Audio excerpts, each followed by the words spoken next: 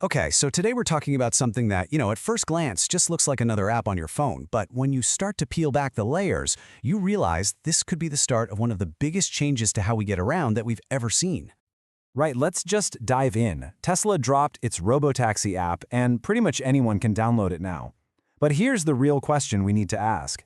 Is this just another icon to clutter up our home screens? Or are we looking at the opening bell for a full-blown transportation revolution? So, first things first, the Robotaxi app is here. The big news? It's not in some small closed beta. It's available for download across the entire United States. That's not a test, that's a statement.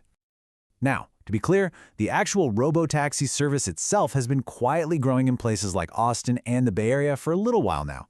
But making the app available nationwide, that's a completely new and very deliberate strategy. So, why on earth would you let someone in, say, Miami, download an app for a service that's only running in Texas and California? Well, it all comes down to one simple, powerful thing: data. This is where it gets really clever. When you download the app outside of a service area, it invites you to join a waitlist. And just like that, Tesla is creating a live, real-time demand map of the entire country. They're not guessing where to go next, they're letting us tell them. And that waitlist data? It basically becomes their playbook for expansion. Step 1, you see where the demand hotspots are. Then, step 2, you can go to regulators in those cities and say, hey, we're not just some company trying to push our way in. Look, thousands of your citizens are already asking for this. It just completely changes the conversation. But look, this isn't just about planning for the future. To convince new cities to let you in, your service has to be fantastic today. And that's exactly why, while all this data is being collected, the actual on-the-ground service is getting some serious upgrades. A perfect example of this is in Austin. The robotaxis there just started using highways. Now that might not sound huge, but it's a total game changer. Before this, the cars had to stick to these slow frontage roads, which, as one user put it, could add a solid 50% more time to the trip.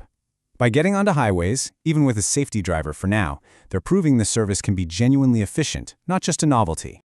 And all of this really leads us to Tesla's biggest advantage. For years, everybody thought ride-sharing was an app business, right? That Uber had this massive, unbeatable head start. But Tesla's not playing that game. They're playing an entirely different one, because they don't just make the app. They make everything.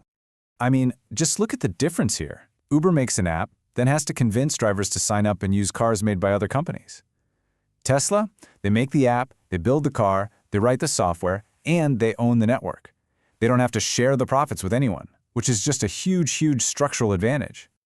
Let's put it another way. For Uber to grow, they have a really tricky balancing act of paying drivers enough to stick around without charging riders too much.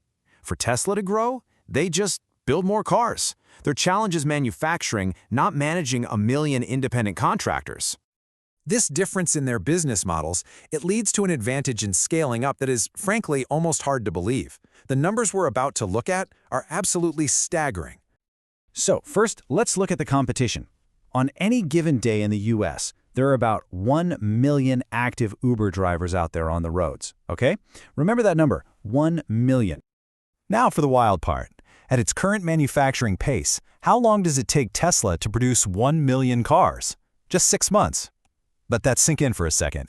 In half a year, they can produce enough vehicles to match the entire active workforce of their biggest competitor. And it gets better, because these aren't one-for-one replacements. Your average human driver might work a 12-hour shift, maybe. But a robotaxi? It doesn't need to sleep. It can run for 16, even 20 hours a day, only stopping to charge. That's a colossal difference in how much work you can get out of a single asset. This insane ability to scale so quickly is why it seems like Tesla is aiming for a much bigger prize than just getting approval city by city. The real goal appears to be working with federal regulators to get a single, nationwide set of rules. If they can pull that off, they could theoretically switch on the service almost everywhere all at once.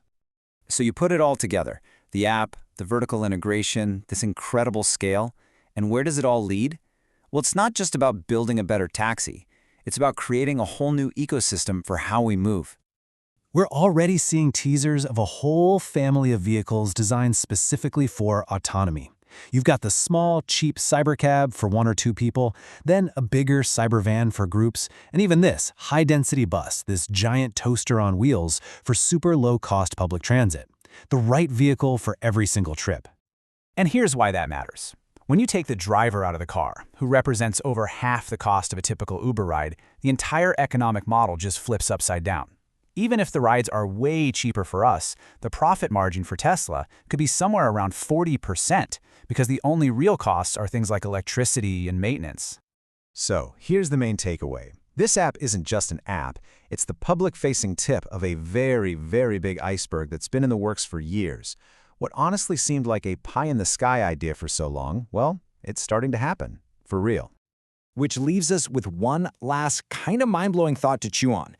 If you can summon the perfect vehicle for any trip, on demand, for way less than the cost of owning a car, why would you even bother owning one at all? What does that future look like?